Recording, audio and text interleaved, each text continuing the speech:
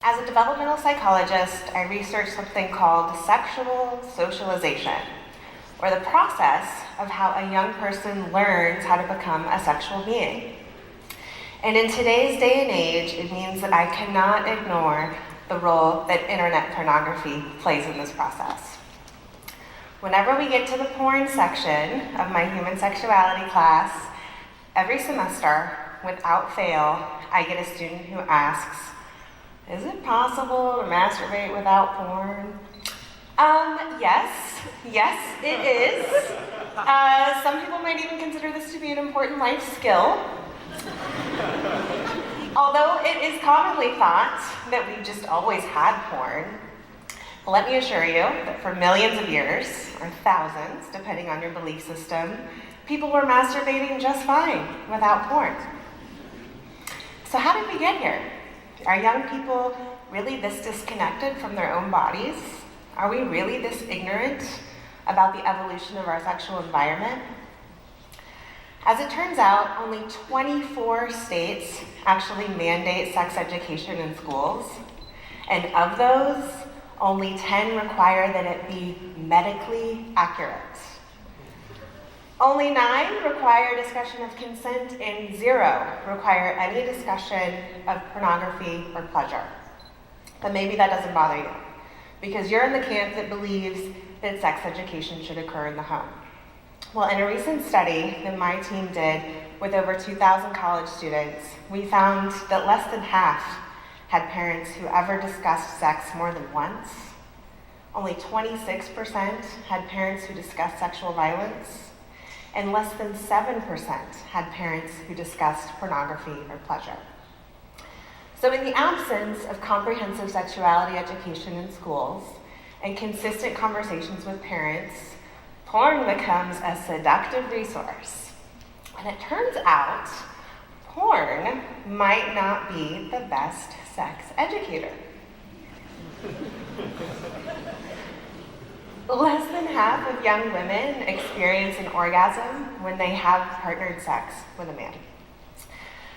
Some men report the need to actually think about porn while they're having sex with another human being just to maintain their erection. Some people report never making eye contact even once during a sexual experience. And some women report that having their faces ejaculated on or being choked during a sexual experience is something that they wouldn't feel the right to say no to.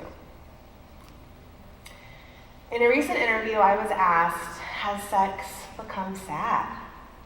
And this made me think really differently about my own research. You see, the majority of research on pornography's effects really focuses on pornography and risky sex, or pornography and sexual violence. And these are important endeavors to continue to investigate. But what about this vapid, lifeless sex? Have young people always been this disconnected and bored during sex? When a teenager wants to seek out sex today, they can go online with virtually 0 barriers. Within seconds, they can be watching orgies. Within minutes, they can be engaging in webcam sex with a stranger on the other side of the planet.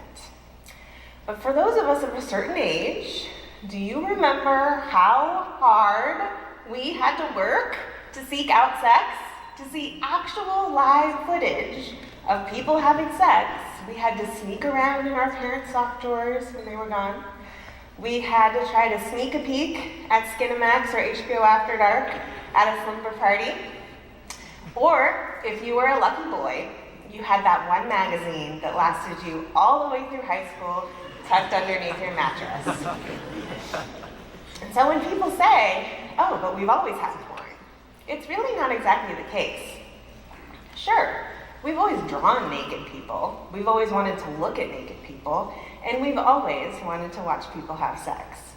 But the road to today's porn was paved relatively recently.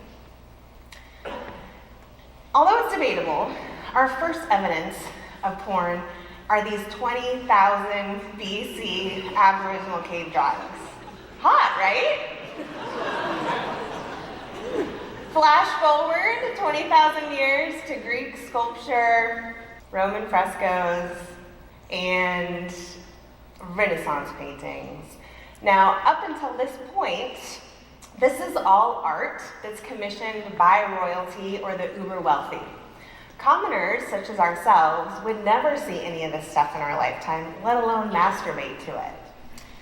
Now, with pre-industrialization, we have the emergence of photography, and with it, of course, the emergence of nude images. But photography was so expensive then that these images were mostly used for personal use because copying was very expensive.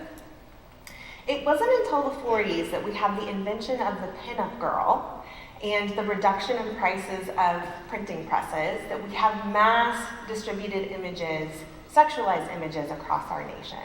Prior to this, you'd have to travel to a pretty large city to be able to see naked people or people having sex. This is what Playboy looks like when it emerged in 1953. Hustler in 1974. Now by the 1990s, you could drive or walk to your local video store and you could ask for Debbie Does Dallas and pay some money. This took some effort and some courage. It wasn't until the dial-up internet porn days that you could access porn for free in your privacy of your own home. And if you waited long enough, you might be able to see a breast. But now, with tube site porn, we have the paywall taken away and so much content online that we cannot live long enough to see it all.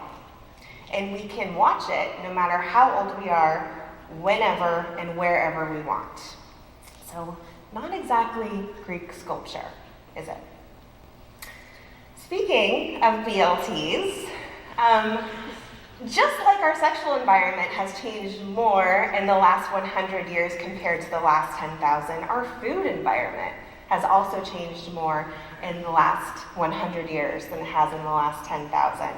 As we move from working really hard for our calories through hunting and gathering, to being able to trade through modern agriculture, to be able to accessing food in grocery stores that are refrigerated or canned, and then of course, being able to access fast food whenever we like, we no longer have to work very hard for savory and sugary foods.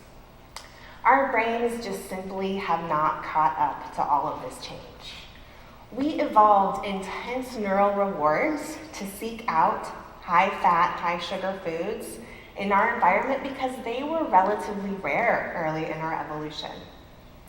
Similarly, we evolved intense neural rewards in anticipation of and in response to new mating opportunities because early in our evolution, they were relatively rare. Now, we don't have to go far at all for high-fat, high-sugar foods because there's a McDonald's and a gas station on every corner.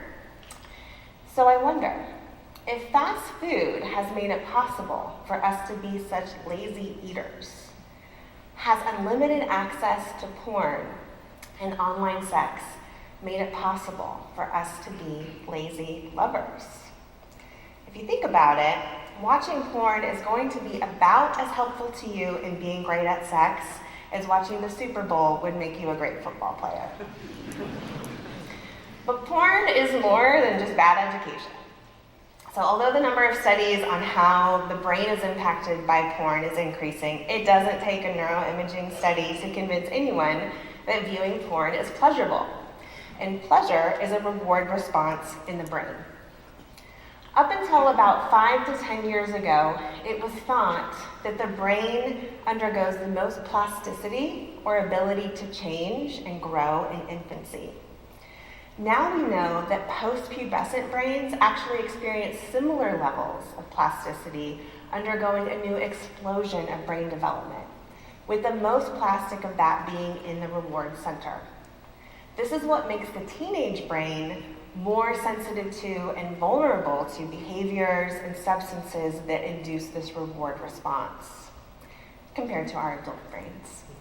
So, what does having unlimited access to this super reward stimulus known as internet porn do to a developing teen brain? The truth is, we likely won't see a study that can answer that question anytime soon. We can't randomly assign one group of middle schoolers to an hour of porn every day and another group to absolutely no porn ever at all, and then see how their brains differ when they turn 18. Not gonna happen.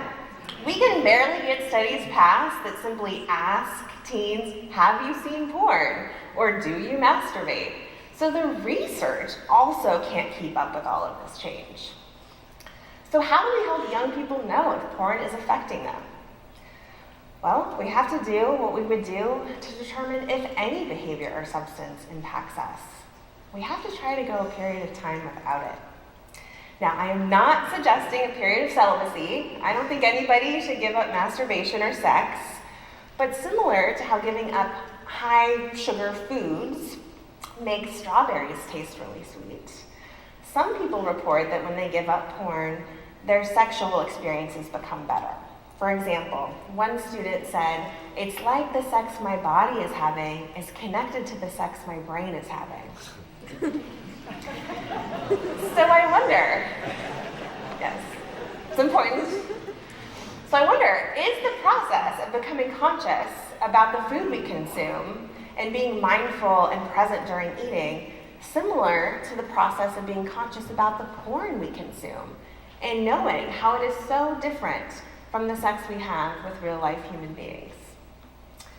Show me someone who eats fast food alone in their car every day, and I will show you someone who's hungry for connection. Show me someone who is secretly masturbating to porn every day, and I'll show you someone who's also hungry for connection. In the years since we have been recording sexual behavior frequency, young people today are actually having less sex than prior generations. Now, of course, we can't blame porn as the only cause of this decline, but as a developmental psychologist, I want to be sure that young people's access to unlimited porn is not interfering with their ability to cultivate mutually pleasurable sexual experiences where they feel connected to other human beings. I know it's difficult for us to admit, but after puberty, teens get aroused. They masturbate. They seek out sexual content, sexual knowledge, sexual experiences, and they deserve the opportunity to be able to cultivate their capacity for pleasure and intimacy with others. One thing that I know is for sure is that in today's media-saturated environment, we no longer have the luxury of silence. If Pornhub has more traffic than Amazon, Twitter, and Netflix combined, and YouPorn uses 6 times the bandwidth of Hulu, why aren't we talking to teens about porn? I'm afraid that if we continue to ignore what's going on in teens' brains and their bodies, and we do not give them the education that they need, that the porn industry is going to be doing the educating for us.